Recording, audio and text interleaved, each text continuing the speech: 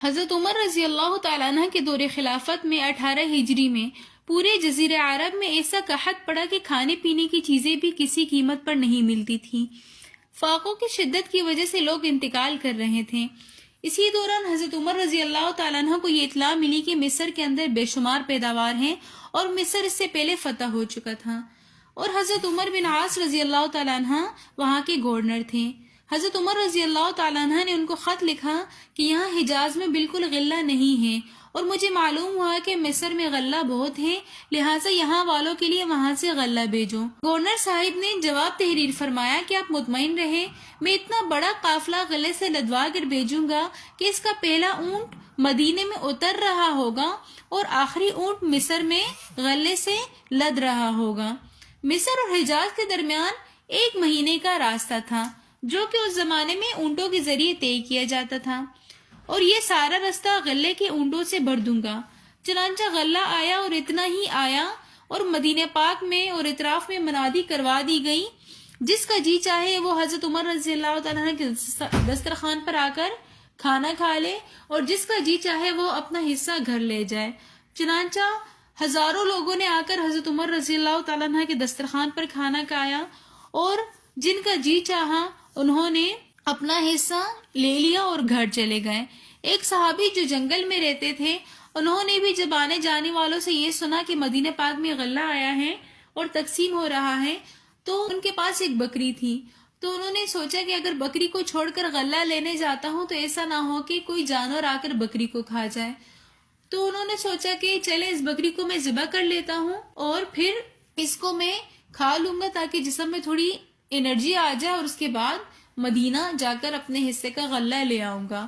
چنانچہ اس نے بکری کو جب ذبح کیا تو اس سے 1 قطرہ خون بھی نہ نکلا، اور یہ دیکھ کر صحابی رضی اللہ تعالیٰ عنہ رونے لگے کہ ہمارا تو یہ حال ہے ہی، لیکن بکری کا بھی یہ حال ہے کہ کچھ نہ کھانے پینے کی وجہ سے ذبح کرنے کے بعد بکری کے اندر سے 1 قطرہ خون بھی نہیں نکلا،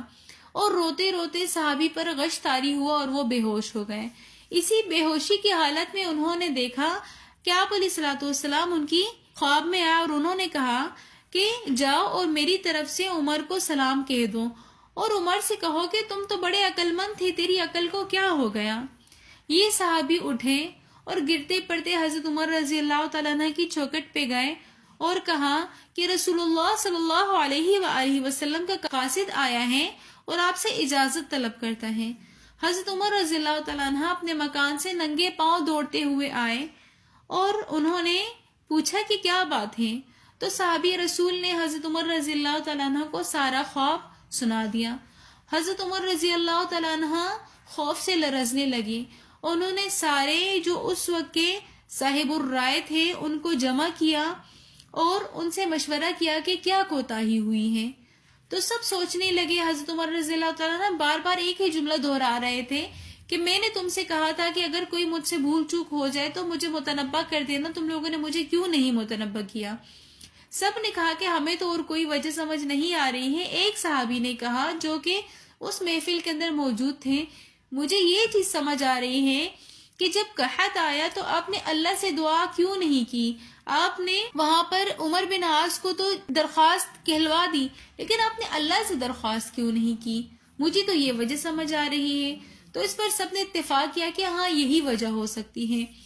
اس پر حضرت عمر رضی اللہ تعالیٰ عنہ زار و قطار رونے لگے اور اپنی اس کوتاہی پر اللہ سے معافی مانگنے لگے، اور اسی دوران آسمان کے اندر بادلوں میں کھلبلی مچ گئی اور وہ دوڑنے لگے، اور ہر بادل کے اندر سے یہ آواز آ رہی تھی کہ چلو مدینے چلو، عمر نے بلایا ہے۔